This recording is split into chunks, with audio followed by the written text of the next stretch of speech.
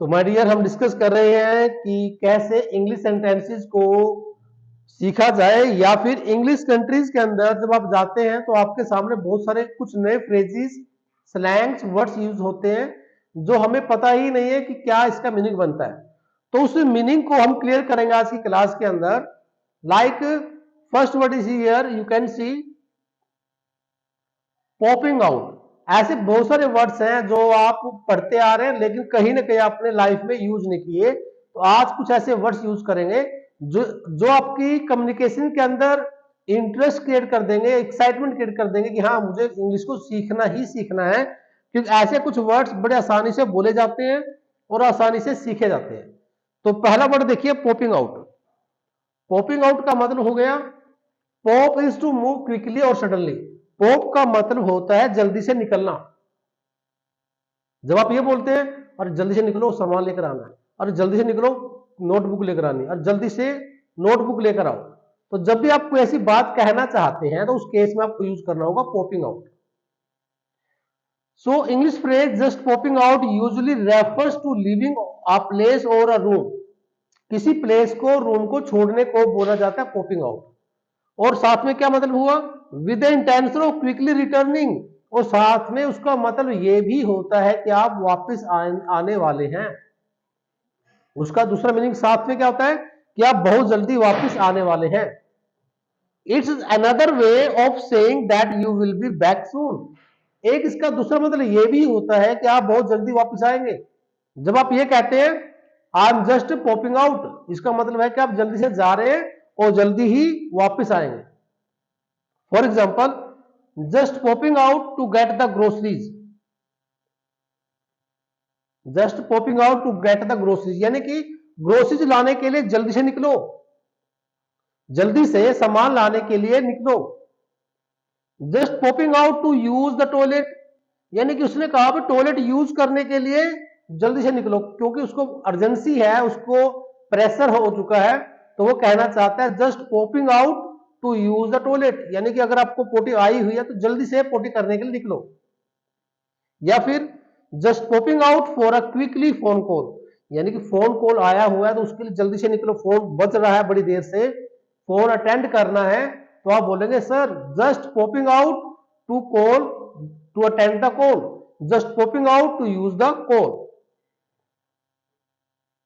Next word is here, ये बहुत important word है। ये इंग्लैंड के अंदर most of the majority use की करती है, ब्रोली। ब्रोली का मतलब होता है, एक शॉर्ट फॉर्म होती है ब्रोली, मतलब अम्ब्रेला। हम यहां पर छाते को बोलते हैं अम्ब्रेला, और वहां पर अम्ब्रेले को, छाते को बोला जाता है ब्रोली। इन सिंपल वर्ड्स याद रख लीजिए, बाहर देश के अंदर छाते को अम्ब्रेला नहीं बोलते। हमें इंग्लिश में सिखा दिया गया कि अम्ब्रेला मतलब छाता, और हमारी कहानी वहीं पर खत्म कर दी गई। और जब बच्चा पढ़ने के बाद वहां जाएगा तो देखेगा कि अम्ब्रेले का मतलब छाता तो होता ही नहीं है। वहां पर अम्ब्रेले को यूज किया जाता है ब्रोली वर्ड के साथ।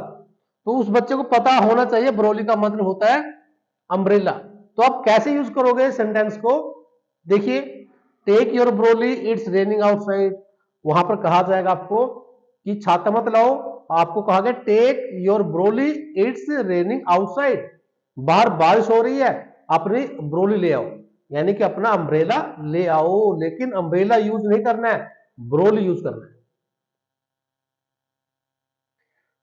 Next, forgot to bring my brolly to the office today and now I will get wet in the rain when I leave। उसने कहा भी मैं जब जाऊंगा तो मैं गीला हो जाऊंगा क्योंकि आज मैं अपने ब्रोली लाना भूल गया। तो जो जब भी आपको लगता है कि मैं भूल गया तो आप कहोगे sir I forgot to bring my brolly, I forgot to bring my brolly, so I will get in the rain when I leave. तो मैं बारिश में गीला हो जाऊंगा अगर मैं बाहर जाऊंगा। नेक्स्ट वर्ड इज हियर, ये बहुत इंपॉर्टेंट वर्ड है माय डियर, एक एडजेक्टिव फॉर्म में यूज किया जाता है इसको, डेंस। बाहर देशों के अंदर वर्ड यूज होते हैं डेंस, हमारे किताबों में ये वर्ड मिलते ही नहीं है। प्रॉब्लम ये है कि हमें पढ़ाया जा रहा है, हमें इंग्लिश सिखाई जा रही है, English to English, Hindi to English, और उसके अंदर बहुत सारे वर्ड्स ऐसे हैं जो बाहर देशों में यूज होते हैं लेकिन हमारे किताबों में यूज नहीं किए जा रहे हैं। तो उसमें से एक वर्ड है डेंस। डेंस एक एडजेक्टिव वर्ड होगा जिसका मतलब होगा when something is seen as good or agreeable, जब कोई चीज अच्छी लगती है तो उसको आप बोलेंगे dense. It's similar to expressions like cool and awesome. जब आपको कोई चीज अच्छी लगती है तो आप बोलते हैं कूल, क्या कूल है यार। किसी बच्चे की, किसी लड़की की, किसी लड़के की, किसी टीचर की आपको ड्रेस अच्छी लगी तो आप देखते बोलेंगे यार इट्स कूल, या बोलेंगे इट्स ऑसम। क्या कहेंगे आप कहेंगे सर इट्स कूल, ये यूज नहीं करोगे आप it's nice it's good, no, आप कहोगे सर इट्स कूल। आप कह सकते हो सर इट्स ऑसम। या फिर क्या कह सकते हो, फॉरेन कंट्रीज के अंदर कूल के प्लेस पर, ऑसम के प्लेस पर क्या यूज किया जा रहा है, वहां पर यूज हो रहा है माय डियर डेंस। वहां पर बोलेंगे it's dense, this class is dense, this teacher is dense, this lecture is dense. तो डेंस मतलब कूल, कूल मतलब ऑसम, ऑसम मतलब गुड। लेकिन गुड को बार बार यूज नहीं करना है, ये वर्ड्स आपको सिखा रहे हैं कि कुछ नए यूज करने हैं। जब भी आपके माइंड में आए कि बोले इट्स कूल, बिल्कुल सही है, कूल गलत नहीं है, लेकिन कूल के प्लेस पर नए वर्ड यूज करके देखिए, like it's dense, it's cool, it's awesome. That song was dense, जैसे इसने कहा कि गाना बड़ा सॉन्ग, जो गाना था, जो सॉन्ग था बड़ा गजब था यार, मस्त था। कोई गाना आपने सुना और गाने को सुनते आपको लगा कि यार बड़ा गाना बड़ा मस्त था, तो आपको आप क्या कहेंगे, आप कहेंगे sir that song was dense. अगर प्रेजेंट की बात हो रही है तो आप कहेंगे sir that song, this song is dense. Present में हो गया तो this song is dense, past में हो गया that song was dense. Isn't this so dense, क्या ये अच्छा नहीं था, क्या ये अच्छा नहीं है, इजेंट दिस सो डेंस, क्या ये अच्छा नहीं है, isn't this so dense, dense means cool, क्या ये अच्छा नहीं है, कूल नहीं है। आपकी आंखों को देखते ही राहत नहीं मिलती, शांति नहीं मिलती क्या। जैसे आप कई बार देखते हो, कोई चीज देखते हो और देखते आपको ये लगता है कि यार जैसे अंदर की भूख खत्म हो गई, शांति मिल गई है, यार क्या चीज थी यार, उसको आप क्या बोलेंगे, इट्स कूल, या फिर क्या बोलेंगे, इट्स डेंस। तो इसने पूछा इजेंट दिस सो डेंस, क्या ये अच्छी नहीं है। जैसे क्लास के बाद किसने पूछा आपसे isn't this lecture so dense, क्या ये लेक्चर इतना अच्छा नहीं था, isn't this lecture so dense, तो डेंस मतलब अच्छा। या फिर दैट्स आ डेंस कोट, मैंने कोई कोट पहना हुआ है, या मैंने कोई जैकेट पहनी हुई है, मैंने कोई शर्ट पहनी हुई है, या कोई चीज में डाले हुए हूं, तो वो कोट उसको देखकर आपको लग रहा है sir that's awesome, that's dense, that is a dense quote. तो ऐसे कुछ सेंटेंसेस आप बनाएंगे। नहीं तो फॉरेन कंट्रीज के अंदर आप फेस को देखोगे कि यहां पर क्या यूज हो रहा है, ये वर्ड्स तो हमारी लाइफ में कभी यूज ही नहीं हुए, टीचर्स ने हमें पढ़ाया ही नहीं। हालांकि आप आईलेट्स करके जा चुके हो, आईलेट्स करने के बाद भी आपको पता ही नहीं है फैक्ट क्या होता है, आप जानते नहीं फैक्ट किसे बोला जा रहा है? कितना छोटा वर्ड है और कितना अच्छा मीनिंग है। क्या सिखाना चाह रहा है आपको, ये सिखाना चाहता है भी कुछ नए वर्ड्स यूज करें, प्रैक्टिकली लाइफ में आपको कुछ सीखने को मिलेगा। क्या ये कहना चाहता है, when someone spends a lot of time doing very little work, it's called faffing। यानी कि जब आप बहुत सारा टाइम एक काम को, छोटे से काम को करने में बिताते हो, काम छोटा सा है और उसके ऊपर टाइम ज्यादा स्पेंड करते हो, तो उसको आप बोलते हैं फैफ। फैफ यानी कि फैफिंग। कैसे यूज करेंगे, आप कहेंगे सर वेस्टिंग टाइम। फैफिंग का मतलब क्या है, वेस्टिंग टाइम। आप कहेंगे sir stop faffing around and start doing your homework.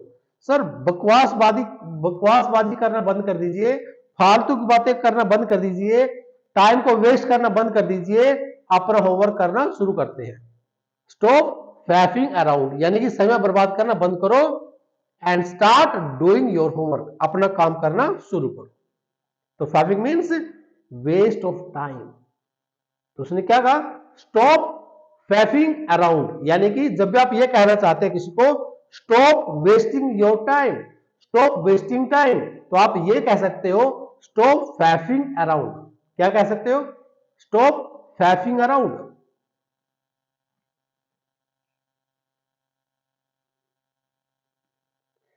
या फिर boys at Katlari don't faff around because they have join to Sanjeev Kadiyan's English speaking.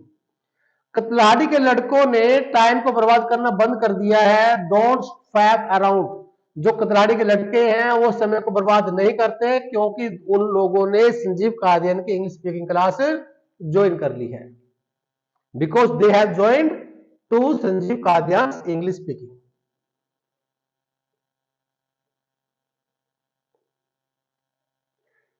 तो next word is here come over to my Gaff.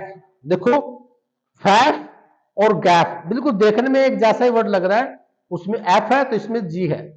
Come over to my gaff we are having a party there, यानी कि gaff is just a synonym for home. Gaff का मतलब है घर।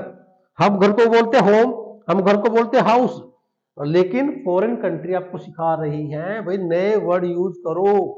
Foreign में क्या चल रहा है, अपने आप को अपडेट करो, अपने आप को अपग्रेड करो। Come over to my gaff यानी मेरे घर आना। We are having a party there, हम वहां पर पार्टी कर रहे हैं। क्या कहा उसने? उसने कहा कि घर का मतलब गैफ होता है और फैफ का मतलब बर्बाद करना होता है। फैफ मीन्स बर्बाद करना और गैफ मीन्स घर। Come over to my gaff यानी कि मेरे घर आने का कष्ट करना, मेरे घर आने का कष्ट करना, क्योंकि we are having party there, हम वहां पर पार्टी कर रहे हैं। तो गैफ मीन्स घर और कम ओवर मीन्स आने का कष्ट करना। Next word is here init. Init क्या कहता है? ये वर्जन है इजेंट इट का। इजेंट इट को बोलते init, init, init. Like this place is much better than the last one. Init यानी कि जो ये प्लेस है वो पहले लास्ट वन प्लेस से अच्छा है। Init, init. आप जब बोलते हैं isn't, isn't it, isn't it को हम बोलते हैं कि क्या अच्छा नहीं है, लेकिन फॉरेन कंट्री में बोलते हैं इजेंट इट को इनिट, इनिट। एक ही वर्ड सॉरी, एक ही वर्ड को बोल देते हैं इनिट। हम बोलते हैं इजेंट इट, हम हर एक वर्ड को प्रेशर डालकर बोल रहे हैं, अच्छे से बोलते हैं, जबकि फॉरेन कंट्रीज में बोल रहे हैं init, init. Spelling is not it है, लिखा जा रहा है इनिट, इनिट। यानी कि क्या ये प्लेस पहले प्लेस से अच्छा नहीं है, तो आप बोलोगे init. Next that's what I said in it. ये वही तो है जो मैंने कहा। इन इट क्या नहीं है, इन इट मतलब क्या नहीं है। दैट्स व्हाट आई सेड, यही तो मैंने कहा। दैट्स व्हाट आई सेड, यही तो मैंने कहा। क्या कहा मैंने? दैट्स व्हाट आई सेड, अरे यही बात तो मैंने कही। जब भी आप ऐसी कोई बात कहना चाहते हैं कि मैंने यही तो कहा, तो आप क्या कहेंगे? That's what I said. आप क्या कहने वाले हो? That's what I said. और वहां पर वर्ड आ गया इन इट, क्या मैंने ऐसा नहीं कहा। दैट्स व्हाट आई सेड मतलब जो कुछ मैंने कहा, यही बात तो मैंने कही। तो इन इट मतलब हो गया क्या मैंने ऐसा नहीं कहा। और next the weather is perfect today in it. मौसम बहुत अच्छा है, आज मौसम बहुत अच्छा है। इन इट क्या मौसम अच्छा नहीं है, क्या मौसम अच्छा नहीं है।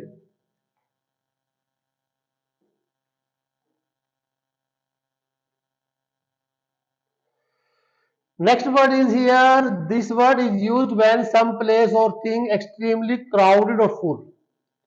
तो जब भी कोई प्लेस बिल्कुल भरा होता है, चहल पहल होती है, तो उसकी हम यूज करेंगे it's sometimes shorten to chocka, छोका।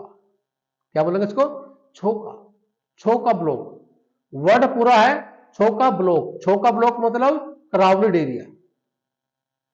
तो आप कहेंगे the suitcase was chocka, chocka block, chocka block with close.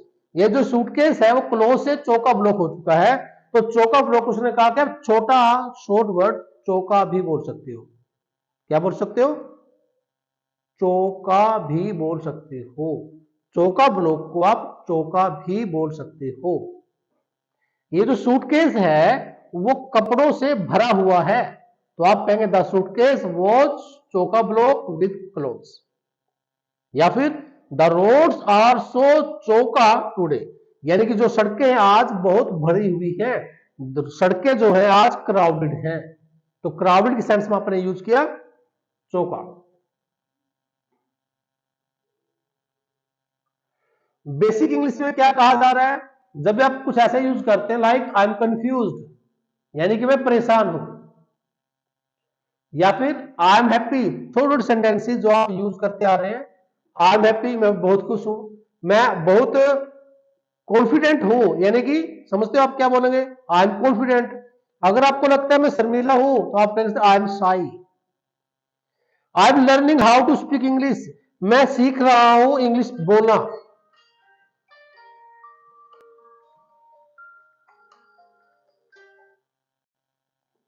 I am learning how to speak English, मैं इंग्लिश बोलना सीख रहा हूं।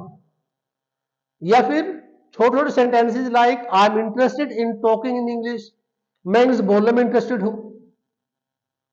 I am interested in learning English, मैं इंग्लिश सीखने में इंटरेस्टेड हूं। और कहा इंटरेस्टेड हो आप? I am interested in making students speak English, मैं स्टूडेंट्स को इंग्लिश बुलवाने में इंटरेस्टेड हूं। मैं चाहता हूं कि बच्चे इंग्लिश बोलना शुरू करें। आई am interested in making students speak English, I am interested in making students speak English. I am interested in making notes in English, मैं इंटरेस्टेड हूं इंग्लिश के अंदर नोट्स बनाने में।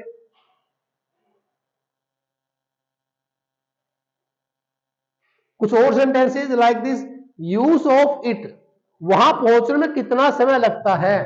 जब आप किसी से पूछना चाहते हो कि वहां पहुंचने में कितना समय लगता है, तो आपको कहना पड़ेगा how long does it take to reach there, वहां पहुंचने में कितना समय लगता है। या फिर how much time does it take to reach there, how much time does it take to reach there, वहां पहुंचने में कितना समय लगता है। दोनों ही करेक्ट है। क्या कह सकते हो आप कह सकते हो how long does it take to reach there, वहां पहुंचने में कितना समय लगता है, या how much time does it take to reach there. दोनों करेक्ट होंगे। How much time does it take to reach there, how much time does it take to reach there. या फिर वहां पहुंचने में तुम्हें कितना समय लगता है। हाँ, ये ऑलरेडी हो चुका है। कुछ और sentences like this, friends let's go to Sanjeev Kadian English speaking quickly let's it should be चौका ब्लॉक। हाँ, बहुत अच्छा सेंटेंस है कि संजीव की क्लासेस क्राउडेड ना हो जाए उससे पहले हम स्कूल इंग्लिश संजीव की क्लासेस में ज्वाइन करते हैं। कि संजीव की क्लासेस चौका ब्लॉक ना हो जाए, क्राउडेड ना हो जाए, भीड़ भाड़ ना हो जाए, तो उससे पहले हम ज्वाइन करते हैं। तो ये कुछ हमने डिस्कस किए, कुछ सेंटेंसेस, कुछ वर्ड्स, कुछ फ्रेजेस जो इंग्लैंड के अंदर, ऑस्ट्रेलिया या कहा जाए कि आयरलैंड कंट्रीज के अंदर मोस्टली यूज किए जा रहे हैं। इन सारे सेंटेंसेस को प्रैक्टिस में लेकर चलिए, ये आपको हेल्प करेंगे how to speak English and how to be confident in your communication और in your offices. So my dear, till then, bye bye, but don't forget to share and subscribe. That's my request to all of you.